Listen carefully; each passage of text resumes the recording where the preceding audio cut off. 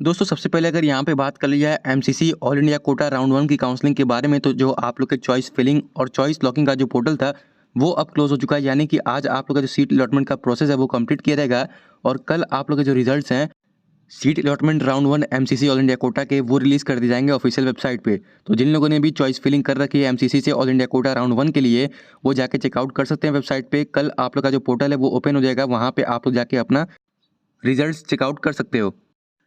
बात करिए दोस्तों Orissa NEET UG counselling 2024 round 1 के चॉइस फिलिंग के बारे में, तो जो कि आज से स्टार्ट हो चुकी है। वेबसाइट की लिंक आप लोगों को स्क्रीन पे देख रही होगी। The board will be announcing the provisional seat allotment result for the Orissa NEET UG counselling 2024 on August 25। यानी कि जो उड़ीसा नीट 2024 का जो रिजल्ट है वो आप लोग को ऑफिशियल वेबसाइट पे 25 अगस्त को देखने को मिल जाएगा। चॉइस फिलिंग का जो पोर्टल है वो ओपन हो चुका है। जिन लोगों को भी चॉइस फिलिंग करनी है, यानी कि जिन लोगों ने उड़ीसा से काउंसलिंग करा रखी है, पार्टिसिपेट किया है, वो जाके चॉइस फिलिंग कर सकते हैं। फिर आप लोग का चॉइस लॉक किया जाएगा और फिर आप लोग का जो फाइनल सीट अलॉटमेंट का रिजल्ट है राउंड 1 के लिए वो 25 अगस्त को रिलीज़ कर दिया जाएगा।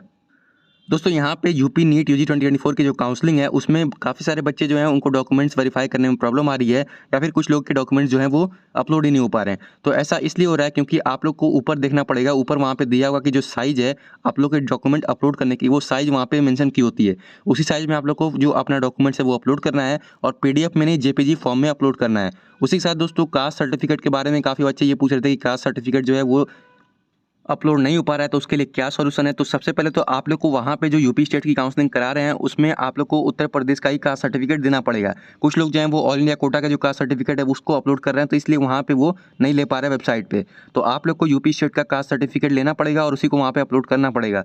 और उसके बाद दोस्तों यहाँ पे जो कास्ट सर्टिफिकेट का इशूड डेट नंबर है वो भी आप लोग का 1 अप्रैल 2024 के बाद का होना चाहिए।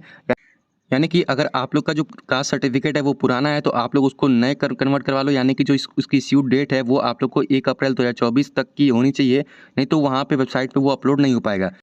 तो ये भी चीज़ें आप लोग को ध्यान रखनी होगी क्योंकि पुराना डॉक्यूमेंट्स वहाँ पे अपलोड नहीं हो पाएगा। और जिन लोगों को भी यानी कि जो उत्तर प्रदेश के डोमिसाइल हैं उनको तो डोमिसाइल सर्टिफिकेट की रिक्वायरमेंट नहीं होगी। यानी कि अगर आप लोगों ने 10th और 12th यूपी स्टेट से पास आउट किया है तो आप लोग को डोमिसाइल सर्टिफिकेट रजिस्ट्रेशन के टाइम पे यहाँ पे देना नहीं पड़ेगा। लेकिन दोस्तों बाद में वेरिफिकेशन के टाइम, डॉक्यूमेंट्स वेरिफिकेशन के टाइम, या फिर आप लोगों को सीट अलॉट हो जाती है तो उस बार जब डॉक्यूमेंट्स मांगा जाता है सारे डॉक्यूमेंट्स, तो वहाँ पे हो सकता है कि आप लोग को देना पड़े। तो आप लोग अपना डोमिसाइल भी रेडी करो और उसको भी अपडेट करा के रखो। उसी के साथ दोस्तों बात कर लिया हरियाणा नीट यूजी काउंसलिंग के बारे में, तो यहाँ पे जो रजिस्ट्रेशन है वो ओपन कर दिए गए हैं। वेबसाइट की लिंक आप लोगों को स्क्रीन पे दिख रही होगी। यहाँ से जाके आप लोग डायरेक्ट हरियाणा स्टेट के लिए काउंसलिंग में पार्टिसिपेट कर सकते हो। Haryana NEET UG counselling registration जो है वो 21 अगस्त से स्टार्ट हो चुके हैं। डायरेक्ट लिंक आप लोग को स्क्रीन पे दिख रही होगी। राउंड 1 के लिए आप लोग यहाँ पार्टिसिपेट कर सकते हो अगर आप लोग स्टेट काउंसलिंग करवाना चाहते हो तो। दोस्तों वीडियो को ज़्यादा से ज़्यादा शेयर करिए, लाइक करिए, और अगर चैनल पर न्यू विजिट कर रहे हैं तो प्लीज़ चैनल को सब्सक्राइब करके बेल नोटिफिकेशन को ऑल पे सेट कर लीजिए ताकि आने वाली नीट से रिलेटेड अपडेट सबसे पहले आप लोग को मिल सके।